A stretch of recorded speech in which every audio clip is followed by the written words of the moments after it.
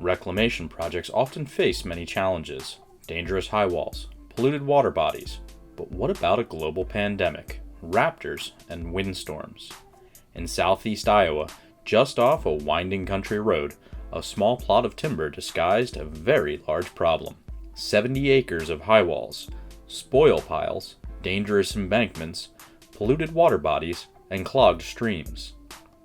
From trespassing and unauthorized hunting, to various animals getting stuck in the pit ponds, the site had become an attractive nuisance and major safety concern for the DeRonde family, who had owned the property for generations.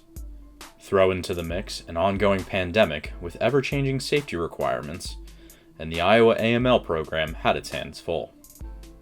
Due to the layout of the mined area, as well as the location of the features, it was determined the project should be separated into two sites, DeRonde and DeRonde West.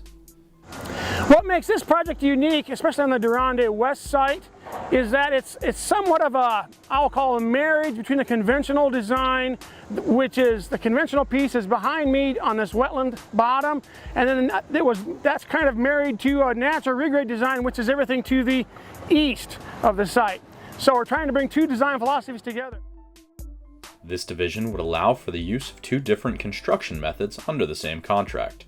A proverbial kill two birds with one stone approach.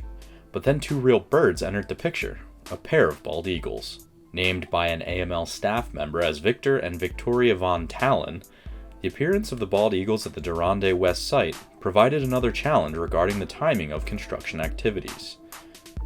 From January 15th to August 1st, no construction was allowed within 660 feet of the eagle's nest during active nesting. Luckily, the eaglets fledged early, and work could commence closer to their nest. With clearing and grubbing complete at both sites, the focus moved to a series of hydrological actions at the DeRonde site. This included pit pond dewatering, grading to establish shallow wetlands, installing water intakes, and terracing to control flows. It was on to preparing the soil for seeding. Everything seemed to be going smoothly, but then in late summer, a derecho appeared. The massive windstorm destroyed many local crops, which put straw in short supply, straw that was needed for mulching activities. Luckily, a substitute was found in the form of a unique subgrade mulch, a combination of wood fiber, compost, and wood chips.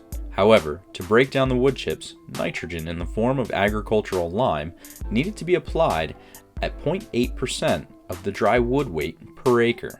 This resulted in 112 truckloads of agricultural lime being applied to the soil. Eventually, permanent seeding was able to take place in December of 2020.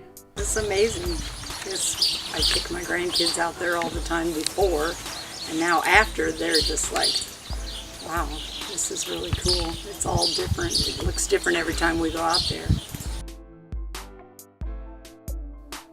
Overcoming multiple obstacles while creating a wetland area to benefit wildlife, the Iowa AML program takes home the 2021 Abandoned Mineland National Award.